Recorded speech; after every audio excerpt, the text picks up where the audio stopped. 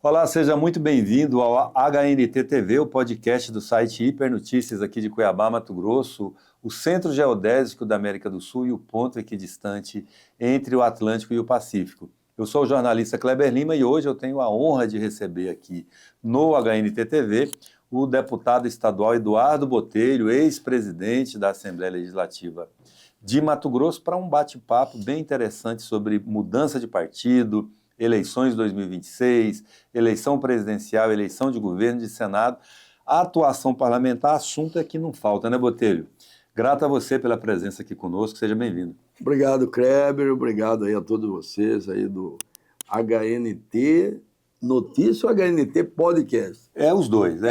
É o podcast do Hipernotícias, né? HNT TV, tá aqui. HNT TV, então um abraço aí a todos vocês. Botelho, vamos começar pelo final, assim, que você... Você não quer começar pelo começo, né? Não, quero começar pelo final, porque depois a gente vai vindo de trás para frente. Tá certo. Você mudou de partido agora depois de muitos anos numa mesma linha partidária, né? Eu nem não diria numa mesma linha, mas no mesmo grupo, né? Eu vim desde lá quando eu fui candidato pelo PSB, eu estava nesse grupo junto com Mauro Mendes, com Max Rossi, com Oscar Bezerra, Fábio Garcia, Sacchetti. Nós éramos todos do PSB. Depois houve aquele problema com o partido, que o presidente nacional acabou expulsando alguns, e nós decidimos sair todos, com exceção do Max, que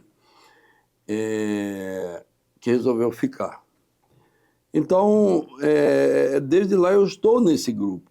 Aí caminhando para o Democrata, para a União Brasil e agora para essa federação. Então houve agora essa mudança, mas assim, na verdade eu estou saindo desse grupo que sempre esteve unido nesses partidos. E essa saída minha não foi uma saída assim de briga, não foi uma saída porque não estava satisfeito, nada disso. Foi uma acomodação partidária. Nós estávamos lá em 5 deputados, porque tinha o deputado Dilmar, eu, Júlio, Sebastião, e ainda da federação, Paulo Araújo. Então, nós éramos 5.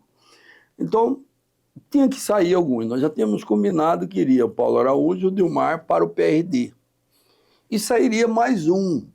Ou eu, o Sebastião talvez para o Republicano, e eu, se saísse mais um, eu ficaria. Isso é uma combinação que nós fizemos lá. Para melhorar a chance. Não, e para que viesse, porque o Kleber, ninguém sai candidato só para ajudar o partido. Ele sai candidato porque ele acredita que ele tem chance de ganhar, ele tem chance de ficar como suplente e assim por diante. Quando você coloca 5 deputados, a pessoa praticamente não vê chance nenhuma, então ele não entra nessa chapa. E talvez não desse chance nem para todos os 5 deputados. Nem para os 5, quanto mais para outros que estariam vindo. Então, ficou numa situação muito complicada. Então, decidiu-se fazer essa distribuição. Com a perca do PRD, ficou mais complicado ainda. E eu, como tinha essa possibilidade... O Sebastião foi vetado lá no Republicano. O Sebastião estava vetado no Republicano. O Dilmar foi vetado no Podemos, que ele também tentou ir para o Podemos. Então, quer dizer, ficou numa situação que nós tinha que ver quem tinha oportunidade tinha que sair, para facilitar, para ajudar até os companheiros, para ajudar a formação de chapa. E nessa conjuntura eu já tinha essa abertura da deputada Janaína, do MDB. Eu não pensei 2 vezes, porque a condição que ela colocou foi muito tranquila para mim, que a única condição que ela queria que eu a apoiasse para o Senado e que eu poderia decidir o segundo candidato ao Senado e o candidato a governador também eu estaria livre para tomar essa decisão. Então, facilitou e muito, porque eu já estava apoiando ela mesmo, independente, eu já estava apoiando ela para o Senado. Então, foi uma junção muito fácil.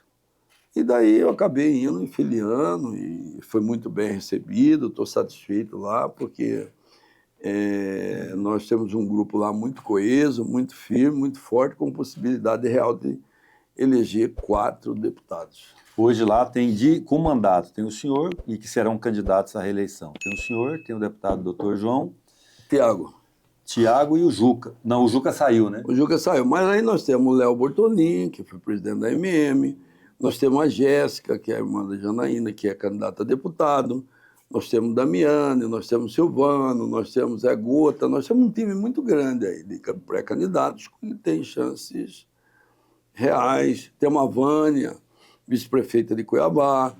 Nós temos um número de candidatos muito bons. E a meta de vocês é eleger 4? 4, no mínimo 4.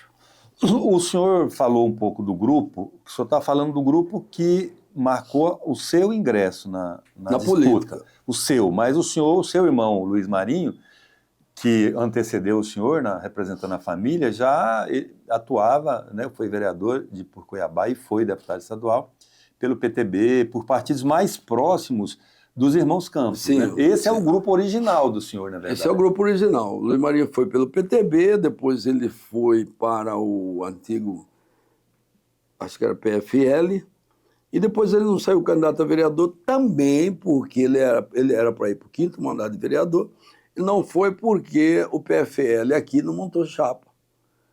Ele ficou sem chapa para ser candidato, por isso que ele não foi ao 5º mandato. Ele ficou um tempo, depois veio deputado, mas a origem realmente é sim dos irmãos Campos. Então, eu estou trazendo esse assunto porque a sua mudança de partido, no momento em que ela aconteceu, foi inesperado, né? Pô, o senhor está dizendo que o senhor já tinha essa combinação interna, mas assim, para o público, ninguém esperava que o Botelho fosse sair do União Brasil. Essa saída ela foi vista assim, por alguns analistas como uma sinalização à própria candidatura do Jaime Campos, né, para poder ter condições, ou até uma aproximação com o Wellington Fagundes. Existe uma dimensão? Não, na verdade, o senador Jaime era um dos que não queria que a gente saísse de jeito nenhum. Inclusive, ele fez um apelo de última hora para mim não sair. Só que eu também disse para ele, senador, o senhor não ajudou a montar uma chapa, tal, eu não tenho como ficar. Então foi isso, mas não tem nada a ver com eleição de governador e nem com aproximação com nenhum lado. Eu continuo nesse grupo mesmo, até então. Eu continuo defendendo, inclusive, que nesse embate Jaime, Pivetta, haja um acordo ali para ter um só candidato, que seja Jaime, que seja Otaviano, porque eu vejo com possibilidade real de se esse grupo rachar, se ficar dividido, eu vejo que nós podemos ter a chance de perder a eleição também aumenta. Então, e cria um cenário de segundo turno, já de cara, né? Cria um cenário de segundo turno. Porque assim, vamos dizer assim, eu tenho andado no interior, eu tenho conversado com os políticos, principalmente. O meio político hoje ele está dividido entre Jaime e Pivetta. Está bem dividido, aliás, com a vantagem grande para o Jaime. 2 políticos. Os políticos em si querem mais apoiar Jaime. Mas tem uma classe política que ainda apoia o Pivetta por conta dos convênios, do dinheiro que ele fez, das obras que foi feita, então tem essa divisão. E eu estou vendo assim que existe, inclusive o Wellington Fagundes aparece em primeiro, mas os políticos mesmo não estão apoiando o Wellington. O Wellington está mais por aqueles bolsonaristas mesmo, aqueles que aderem à linha bolsonarista, que votam em tudo bolsonarista. Tipo um amigo meu que tomou café comigo hoje cedo. Ele disse para mim, Botelho, eu só vou fazer uma exceção de voto no bolsonarismo, só vou votar em você. Olha, o resto O da resto chapa do dele meu voto é só para quem é bolsonarista raiz. Aí ele falou, eu voto no Assis, voto no Galvão, voto no Medeiros, voto no Wellington e voto no Bolsonaro.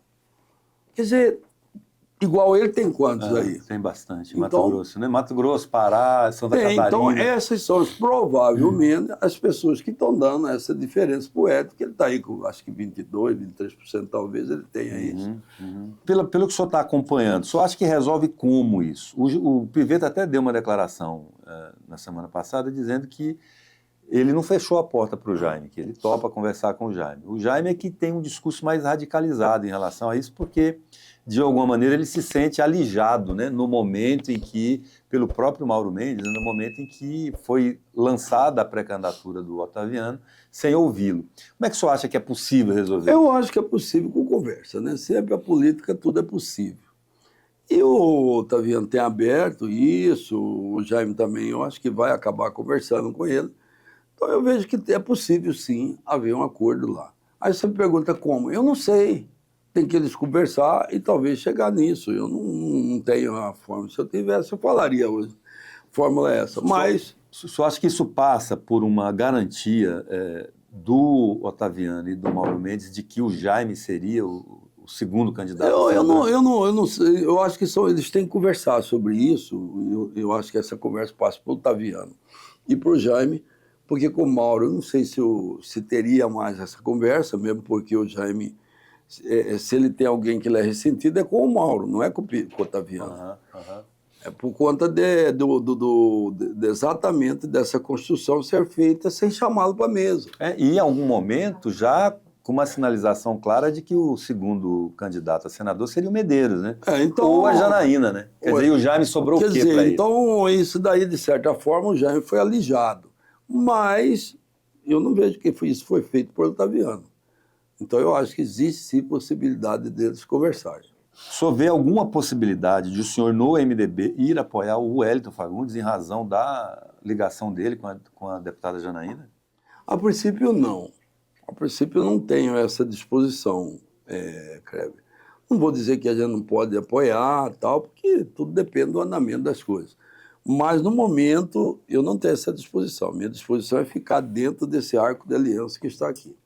Eu estou perguntando isso porque, aí já entrando num outro assunto, já também, o prefeito de Cuiabá, o Abílio Brunini, ele está desenvolvendo uma espécie de obsessão, né, em atacar o senhor, antes até de estar no MDB, e a Janaína, que ele nunca admitiu essa possibilidade da Janaína vir a ser uma candidata a senadora no grupo deles.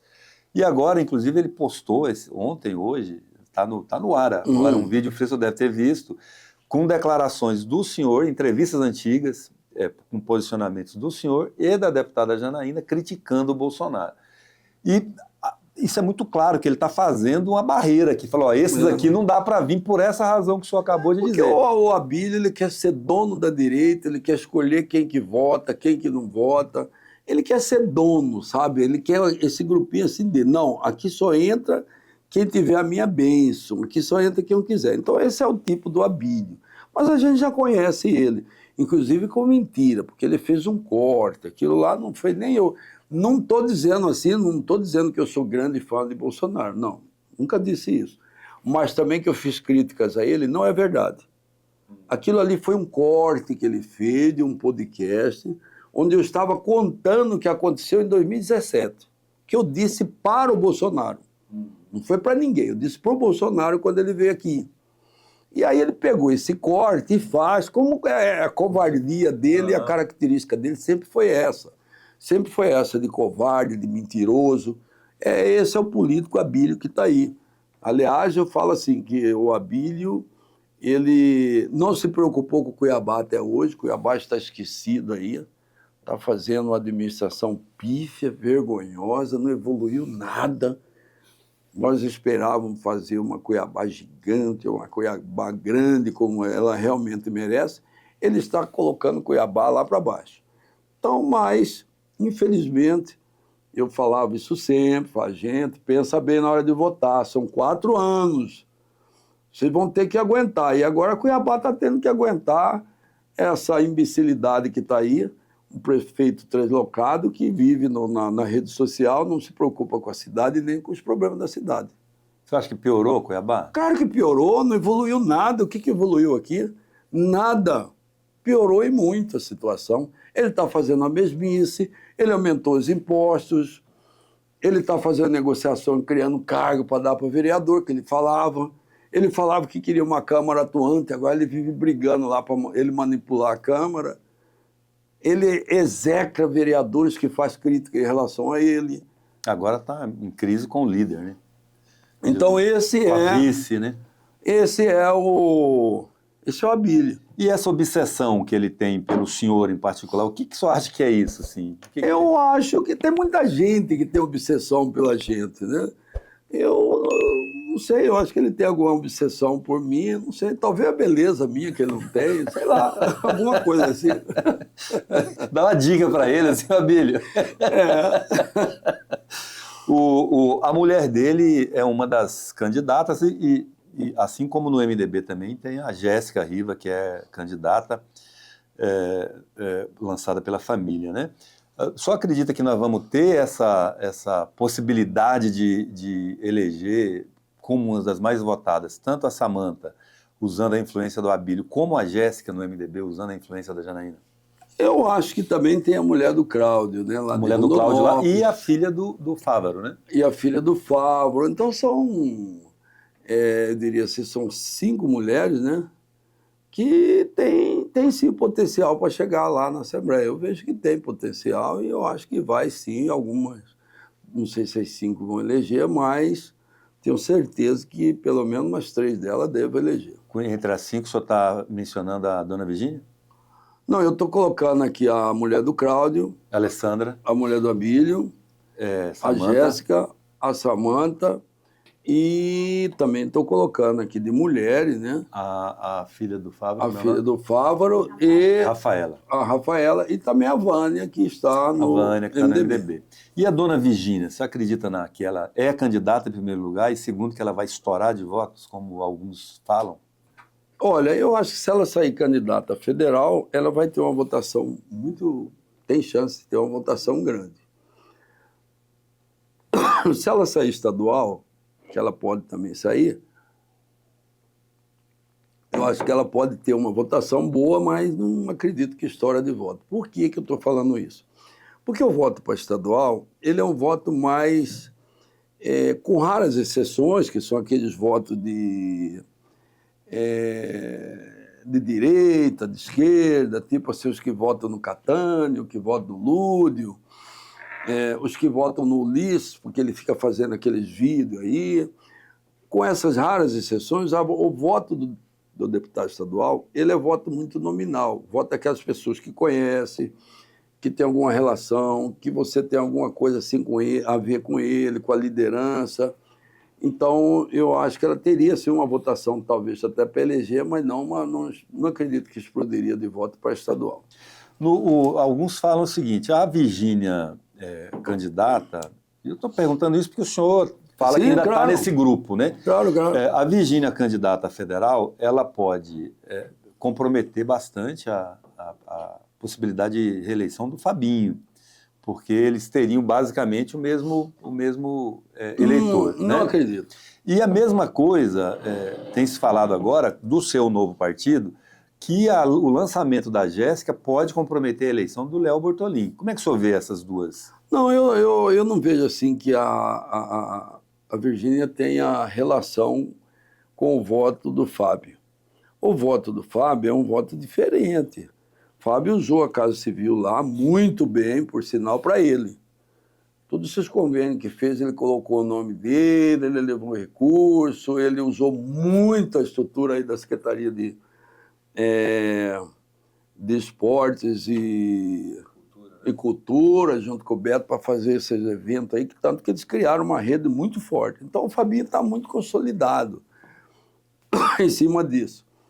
E a Virgínia é um voto mais diferente, é um voto voltado para o ser família, é um voto voltado para algumas primeiras-damas que realmente gostam dela. Então, eu acho que os votos são diferentes. Botelho, você acha que quantos deputados reelegem? Assim, todo mundo fala aqui fora, né, aqui na planície, como a gente costuma dizer, né, que com essa condição de essas emendas impositivas, 26 milhões, o menor valor, assim, torna a disputa muito desigual, né? Que a vantagem de deputado de mandato é muito superior aos outros candidatos. Isso deve aumentar o número de reeleição? Não, eu acho que vai manter mais ou menos o que nós tivemos na eleição passada. Na eleição passada, nós tivemos 23 que disputaram, nós elegemos 18. Eu acho que nessa aqui também deva ficar entre 18, 19, talvez até 20 deputados reeleitos. não vejo que vai mudar muito. Agora, isso é uma verdade, mas o deputado também tem um desgaste que o novo não tem. O deputado federal tem 70, 80 milhões de emenda aí também. Ele também tem uma vantagem. Isso é normal. Voltando um pouquinho na situação da eleição do... Senador, eu acho que tem o quê? 200 milhões. É mais ainda, né? E tem casos, por exemplo, o Abílio diz que não pega dinheiro do Lula, não quer saber de dinheiro do Lula. Tem esses casos também, né? O Jaime usou, o Jaime não estava muito preocupado com questão ideológica e usou o direito até dele de destinar as emendas e cobrou, já está divulgando aí, né? Mas claro, todo mundo colocou, todo mundo pegou, Assis, a Fernanda, todo mundo. E o Abílio também pegou as emendas. Ele também destinou e veio os recursos das emendas dele. Ele fala que não quer de outros convênios, mas ele pegou sim. Tá, falando da eleição de Cuiabá, o senhor não esteve aqui ainda no Hipernotícias depois da eleição. O que deu errado na sua avaliação, Botelho? Bom, eu acho que foi várias coisas que foram erradas, né? Várias. A forma como nós tocamos a campanha nas ruas foi errado. Eu acho que o marketing errou também nessa questão aí de colocação, que eles exageraram na ligação com o Mauro Mendes. Eu acho que o apoio do Mauro, para mim, não somou, muito pelo contrário, fez eu perder. Porque claramente, Kleber, em janeiro de 2024, pode pegar todas as pesquisas, eu tinha 37%. O Mauro declarou apoio para mim no final de janeiro. Pois bem, de lá para cá, quando foi março, nós batemos uma pesquisa e eu já estava com 35%. E aí foi indo 35, 34, oscilava, 37, mas era sempre nesse patamar. No final, eu terminei com 27,7% dos votos. Então, eu vejo assim, não somou. Eu estava num patamar e caí. Então, isso foi culpa do Mauro? Não, não foi culpa do Mauro. Eu estou dizendo que o apoio dele em si ocorreu dessa forma. Especialmente por quê? Por conta dos servidores públicos. Que em Cuiabá é muito expressivo, né?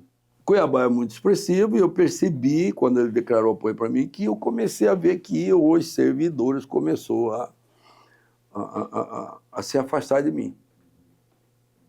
E aí eu tive um percentual de servidor, mas muito pouco, porque a grande maioria começou a apoiar do nível mais médio, vamos dizer assim, entre professores, pessoal da saúde, foram tudo para o Lúdio.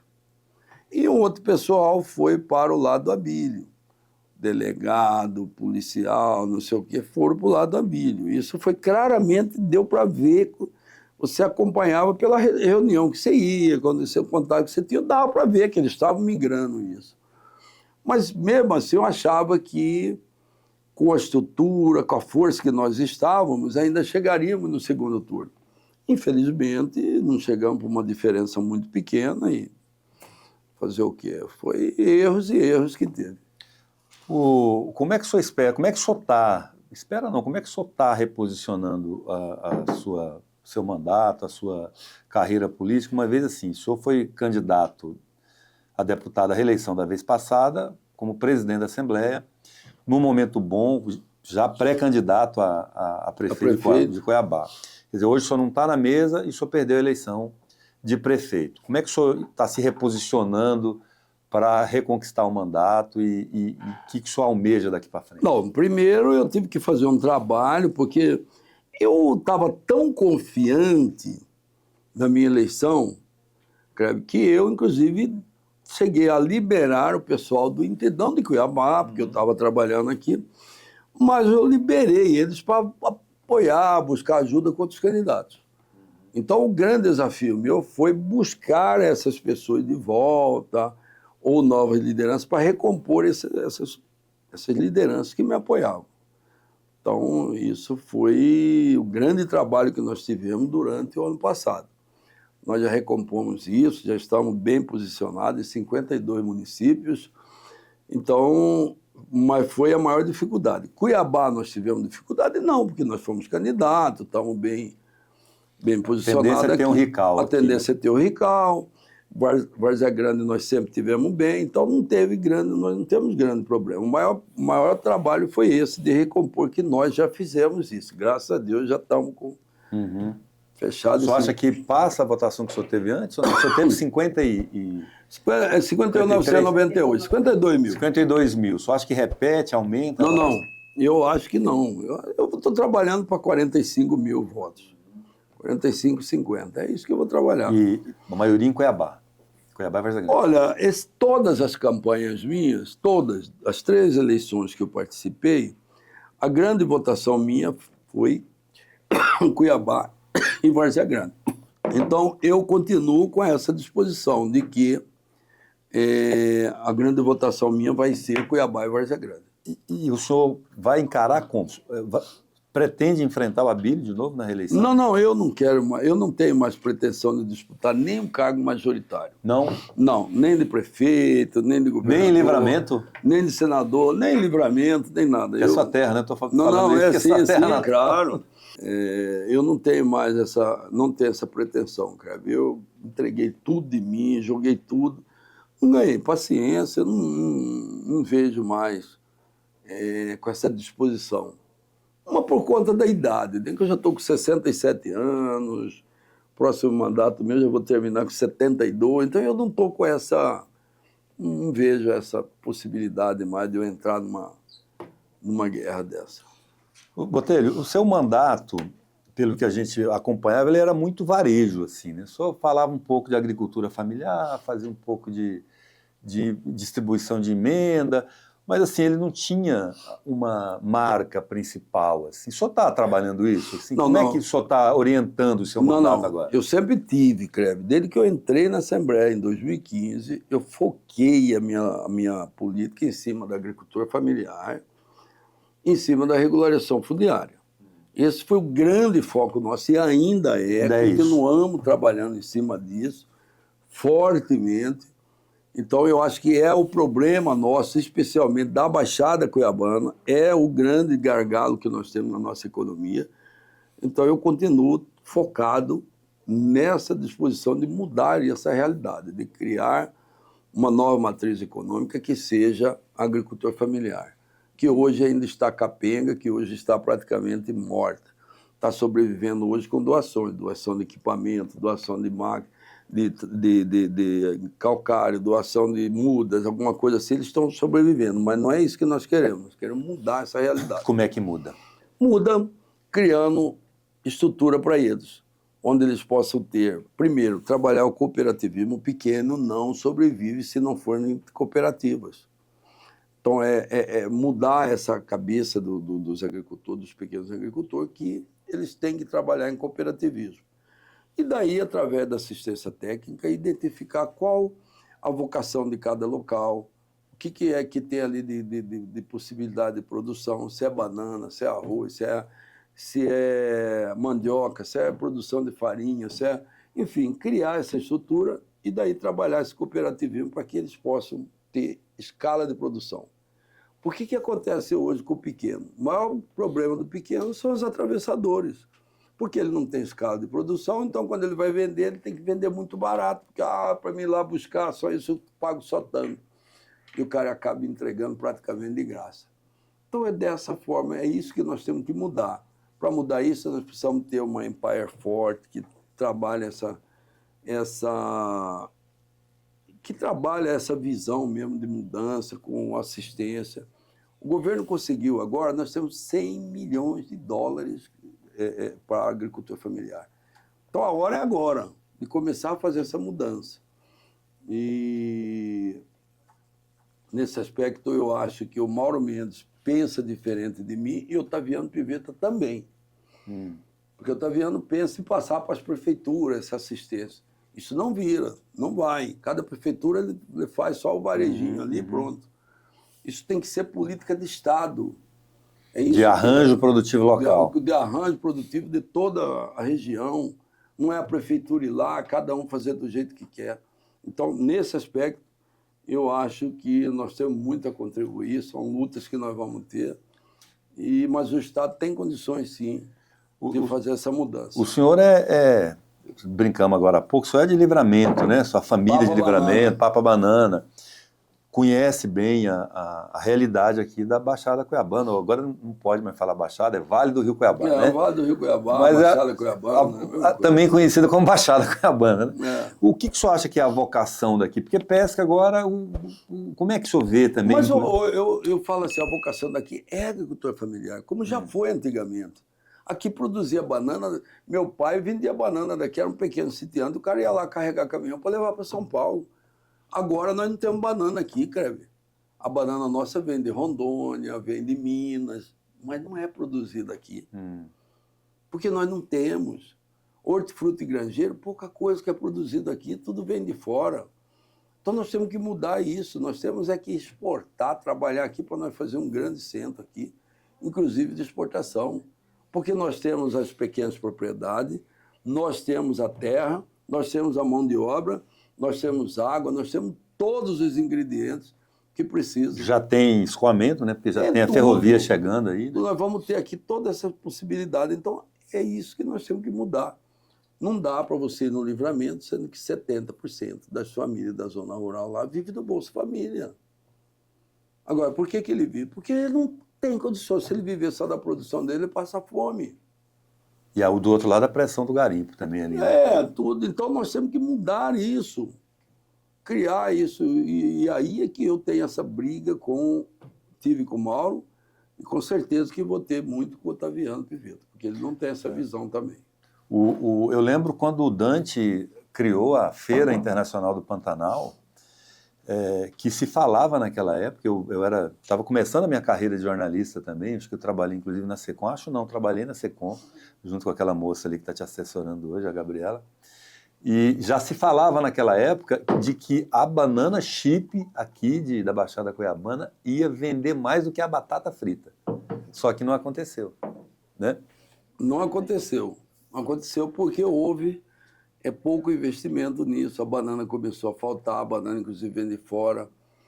Olha, Creve, Jangada, uns 20 anos atrás, era cheio de farinheiras. Hoje não tem mais nenhuma, fechou todas. Nós começamos a fazer, lá em 2010, o Sérgio Ricardo fez um grande programa de pisciculturas. A piscicultura do pequeno começou a dar um salto, de repente, foi caindo, morreu. Hoje não tem mais piscicultura. Só grande. Só os grandes. Então, o Estado precisa olhar isso.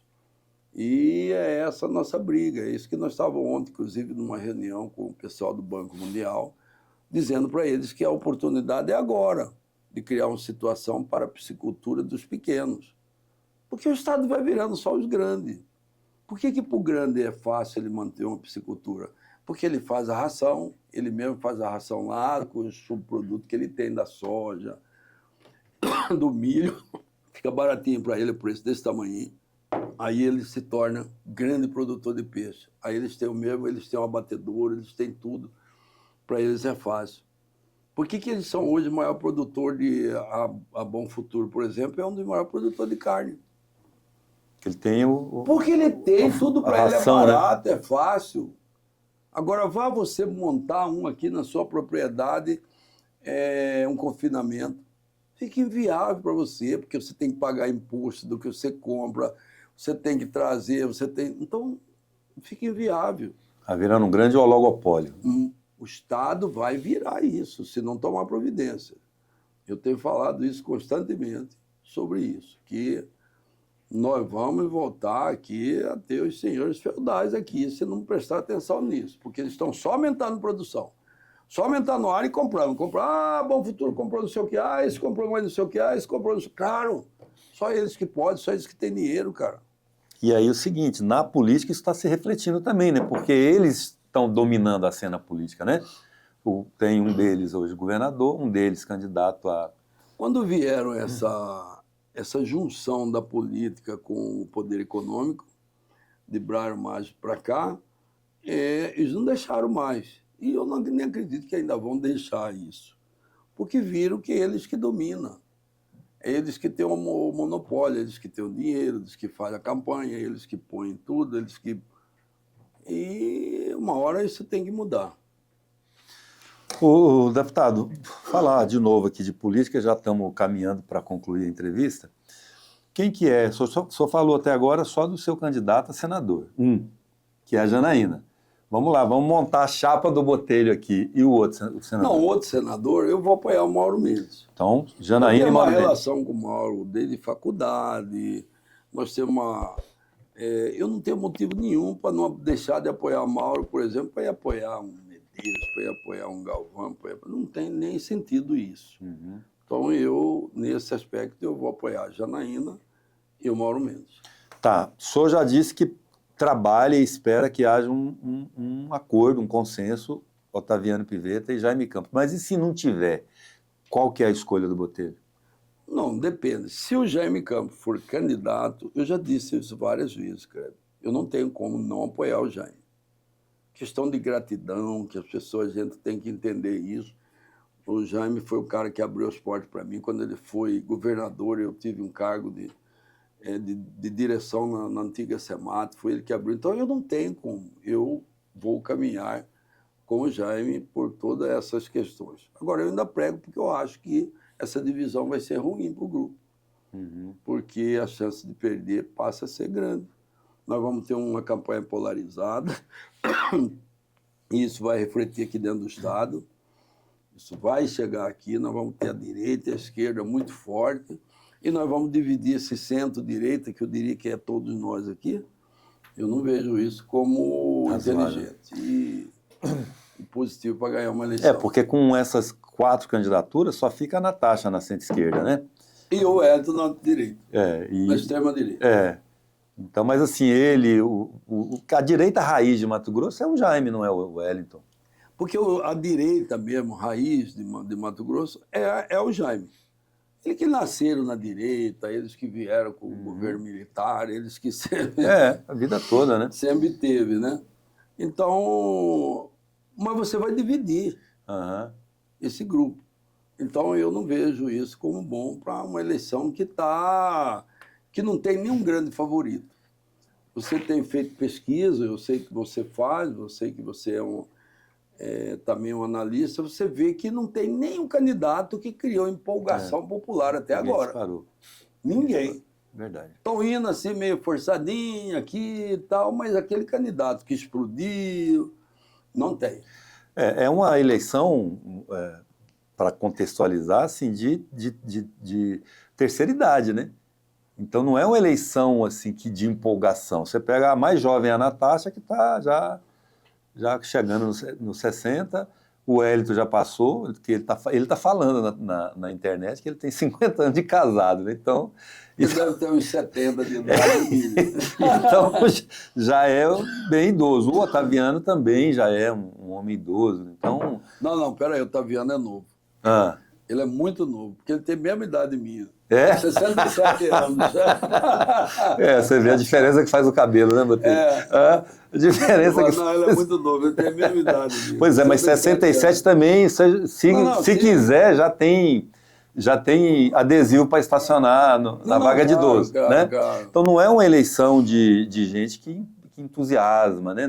Nenhum deles são influências digitais. Você pegou o Abílio aqui de um lado, que é um fenômeno brasileiro, tem 1.600.000 seguidores hoje. É Brasil, mas tem, né? Não, o Abílio é um fenômeno de rede social. De rede social. Você pegou um Lúdio, que é um político mais jovem, que tem uma bolha muito forte, que é a bolha da esquerda. Forte, essa bolha da esquerda. Médico carismático. Servidores. Não é isso? Ele é uma pessoa carismática, é uma pessoa que fala macio. Goiano, né? Goiano, médico, jeitoso, né? Jeitoso. Então não foi fácil. Essa de governo... Foi uma campanha muito dura. Essa de governo, a mulher é a que está falando mais grosso até agora, a Natasha. Tem uma postagem dela hoje aí, entrando nos assuntos pesados, porque ela teve um vídeo censurado, né? Ela foi para cima. Então, assim, você não tem minha simpatia nessa eleição. Não tem. Eu acho assim... Com 4 é segundo turno, né? Quase certeza. Né? Por isso que eu estou dizendo para você, eu não vi nenhum candidato que empolgou. Quando você anda assim na rua... inclusive, fazendo um comparativo com a eleição de prefeitos, É muito diferente, porque eu, por exemplo, numa época dessa, abril, eu andava na rua, tinha os caras de apoiadores meus, que gritavam, que estavam ali, que não sei o quê, que gostavam, embora eu perdi a eleição, mas eu tinha as pessoas empolgadas com a minha campanha. E eu não vejo isso hoje com a campanha. 90% de indeciso para governador. Eu não vejo ninguém empolgado com a campanha de Otaviano, de Jaime, de Wellington, e muito menos da Natasha. O Otaviano, com a força da máquina, tem um crescimento vegetativo aí, natural, né? Só acho que ele é candidato para o quê, no mínimo? Assim? Eu acho assim, tem que esperar agora para ver como que vai ser a atuação dele como governador. Primeiro, se ele vai ser aquele candidato que vai estar ali como só dando continuidade no Mauro, ou ele vai ter a personalidade dele, de mostrar quem que é ele, o que que ele faz, o que que ele é. Eu não sei isso, ele vai ter que mostrar agora. Com 15 dias ainda não deu para perceber. Não deu. Não tem nem 15 dias. Né? Então eu acho que ele vai, daqui para frente, talvez mais uns 40, 60 dias, vai dar para a gente ter essa noção de que realmente é Otaviano, o que ele vai ser. Tá, para fechar a chapa do Botelho, quem que é o candidato a presidente do Botelho? Não, nós vamos aguardar, nós estamos aguardando aí essa discussão aí, principalmente do MDB, mas eu, a princípio, eu quero ficar concentrado na campanha minha do estadual aqui. Eu não tenho essa pretensão de... A Abílio pode ficar tranquila, Abílio, eu não vou agarrar nem na cintura de ninguém, eu não sou desse, tá pegando carroceria dos outros, pulando em cima, pode ficar sossegado, é seu, pode abraçar. Mas você acha que o medo do Abílio é esse, do senhor tirar a voz do jeito, ou do senhor voltar a ser candidato a prefeito? Não, o Abílio tem medo de eu sair abraçado com o Flávio Bolsonaro e ele ficar para trás, não vai ter isso, pode ficar tranquilo. Esse é um problema no MDB, né? Porque a deputada Janaína, e é por isso o vídeo do Abílio, mostrando ela atacando o Bolsonaro, que ela está se definindo como centro-direita, mas o MDB não é um partido de centro-direita. Realmente eu estou falando porque meu foi montagem dele, foi um corte. Mas quem em determinado momento não falou? O Otaviano Pivetta.